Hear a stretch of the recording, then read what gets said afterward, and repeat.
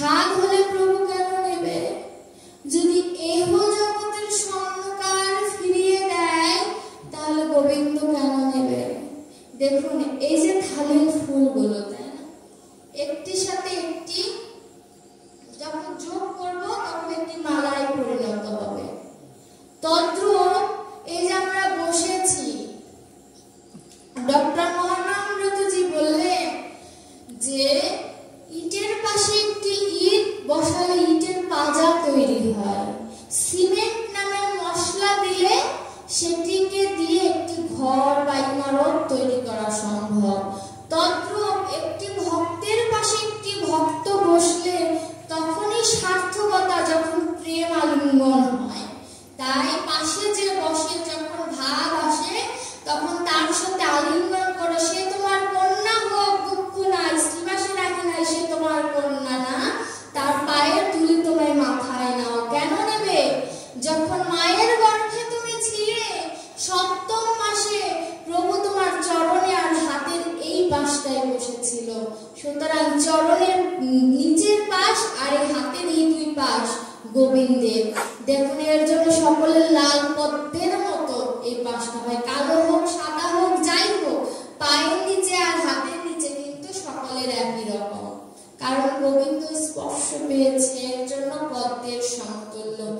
তাই পাশে যেই বসুক তার চরণ ধুলে অঙ্গে মাখো, তাকে ভক্তি করো, দেখবে ভক্তি আসবে। গৌরাঙ্গ মহাপ্রভুর কাছে হরিদাস ঠাকুর বললেন যে প্রভু তোমার নাম তো কেউ সহজে নিতে চায় না, কি করব বলো? বলল নিতাইকে সাথে নিয়ে হরিনাম দিলাম। বলল তাতেও তো নিতে চায় না। বলল কি যদি কেউ কৃষ্ণ নাম না গ্রহণ করে, কেউ যদি কপাট অর্থাৎ দরজা বন্ধ করে দেয়, তবু খোল করো, তাও নিয়ে কৃষ্ণ নাম করো। বলে প্রভু তাতেও যদি কপাট না খোলে, আসলে তো ঘরের কপাট নয়, হৃদয়ের কপাট। যদি বলে যে কপাট যদি তবু না খোলে, বলে তার হাতে ধরে বলো একবার কৃষ্ণ কহ। যদি তবু সে কৃষ্ণ নাম না করে, তখন বললো যে তার চরণ ধরে বলো একবার কৃষ্ণ কহ। যদি বলে প্রভু তবু যদি কৃষ্ণ নাম না করে, বলে তার ঘরের যে অঙ্গন, সেই অঙ্গনে ধুলায় গোড়াগড়ি দিয়ে বলে একবার কৃষ্ণ কহ। বলল প্রভু এবারও যদি না করে, বলে এবার আমি নিজে যে তার চরণ ধরে বলবো একবার কৃষ্ণ কহ। দেখুন আমার দয়ার সাগর,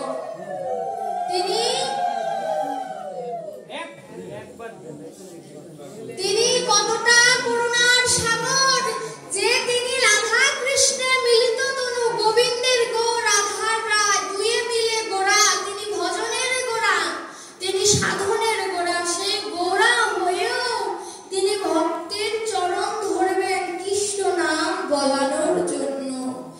এমন পতিত পাবন দয়াল হরি কোন কালে আসেওনি, আসবে কিনা তবু তাও জানা নেই।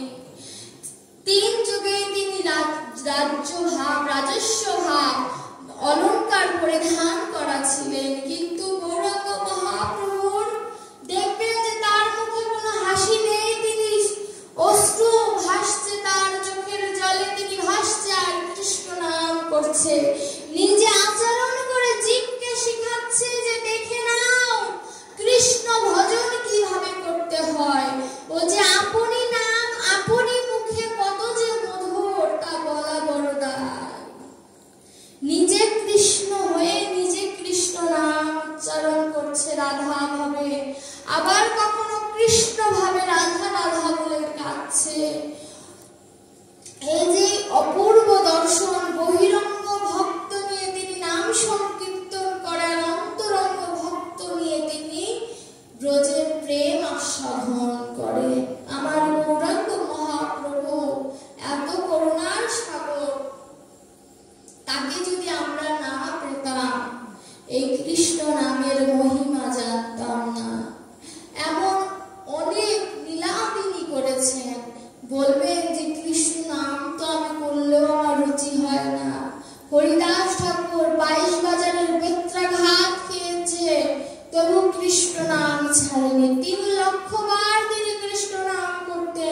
বলবেন সম্ভব কিভাবে? প্রথম কৃষ্ণ নাম করতেন জোরে জোরে, হরে কৃষ্ণ এমন উচ্চারণ করে। দ্বিতীয় কৃষ্ণ নাম করতেন ধীরে ধীরে, আর তৃতীয় কৃষ্ণ নাম করতেন মনে মনে। এই ছিল 3 লক্ষ কৃষ্ণ নাম, যা কোনো কালে কোনো ভক্ত করতে পারেনি, অদ্বৈত মহাপ্রভুরাও করতে পারেনি। এত ভক্তি ছিল। হরিদাসকে যখন বেত্রাঘাত করছিল তখন বললেন যে কৃষ্ণ নাম ছাড়ো, তোমাকে মৃত্যুদণ্ড থেকে মুক্তি দেব। হরিদাস বলেছিল যে আমি তো নাম ছাড়তে চাই, নাম তো আমায় ছাড়ে না।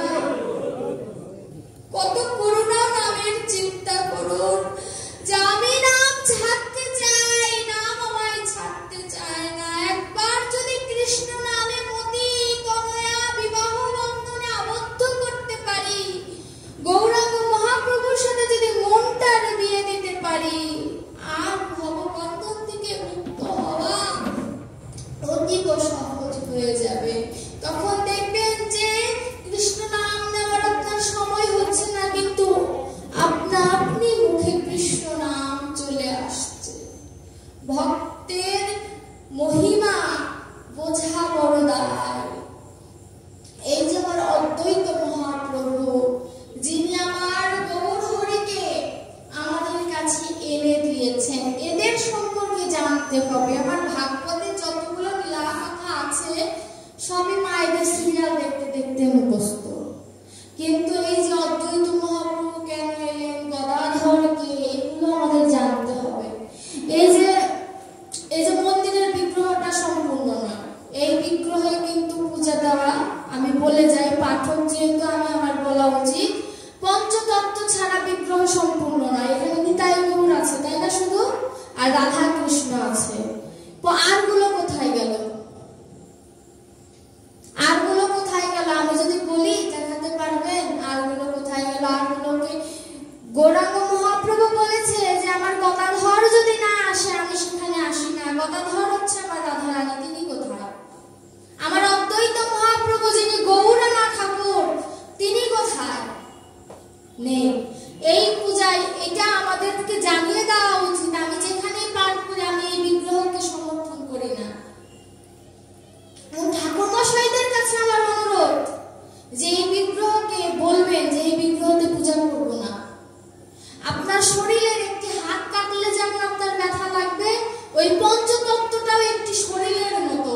একটি হাত কেটে দেওয়া মানে কি গোবিন্দ অসম্পূর্ণ হয়ে গেলেন। অদ্বৈত মহাপ্রভু যিনি গৌরাঙ্গ মহাপ্রভুর থেকে 52 বছরের বড়, এই অদ্বৈত মহাপ্রভু হচ্ছে মহাদেবের একটি স্বরূপ। রাসলীলার থেকে মহাদেব এসেছে, ওদিকে আর না যায়। মহাদেব শুধু এটুকুই বলি, মহাদেব গোপীরূপ ধারণ করে রাসলীলায় গিয়েছিল, এটি তার অপরাধ ছিল। সেখানে কৃষ্ণ তাকে অভিশাপ করেন যে তোমার মানবকুলে জন্ম হবে। তখন মহাদেব বলে আমার যদি মানবকুলে জন্ম নিতে হয় তোমাকেও আসতে হবে। সেখান থেকে অদ্বৈত মহাপ্রভু আসে। এবার অদ্বৈত মহাপ্রভু সচিমাতার পূর্বেও সন্তান ছিল, তাই না? প্রতিবার সচিমাতার সন্তান হয়ে সে সন্তান বিয়োগ হয়ে যেত। এখন অদ্বৈত মহাপ্রভু গঙ্গায় প্রতিদিন তুলসী পত্র দিতেন, কিন্তু তুলসী পত্র উজান দিকে না যে ভাটির দিকে চলে আসতেন। উজান হচ্ছে দেহের উপরের দিকে আর ভাটি হচ্ছে নিচের দিকে। মানব দেহেও যত উজানের দিকে যেতে পারবেন তত কৃষ্ণ প্রাপ্তি নিকটে, আর যত ভাটির দিকে যেতে থাকবে যত ক্ষয় হবে তত গোবিন্দ হারা হয়ে যাবে। এর জন্য বলে পিতৃধন মাথায় রাখো। পিতৃধনকে যত ক্ষয় করবে তত তোমার আসক্তি বেড়ে যাবে। পিতৃধন কোন পিতৃধন? এই যে ধর্মে বলে করিও মাসে একবার, তবুও যুগে একবার, নাই বছরে একবার। না করিও নারী সঙ্গ, ক্ষয় হবে তোমার দেহ অঙ্গ। অর্থাৎ নারী সঙ্গকে ধর্মে বিরোধিতা করেছে। কেন করেছে? পিতৃধনকে ক্ষয় করাটা। যদিও ব্যাসাসনে বসে আমার বাবারা বসে আছে, আমি তো মেয়ের বয়স, বলা আমার চলে না, কিন্তু তবু বলছি পিতৃধনটাকে মাথায় ধারণ করে যে রাখতে পারবে, আর মায়েরা নিজেদেরকে যারা বুঝ দিয়ে রাখতে পারবে, তত বাবারাও ভালো থাকবে, তত মা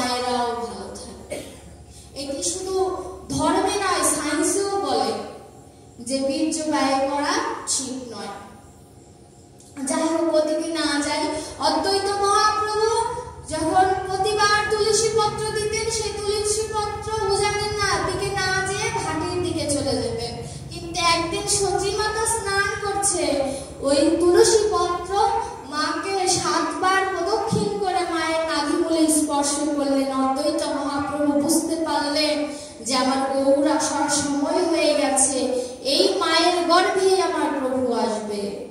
এর জন্য পদাবলিতে বলে, ও আমার নবীন মেঘের উজান ধারা, আমার নবীন মেঘের উজান ধারা।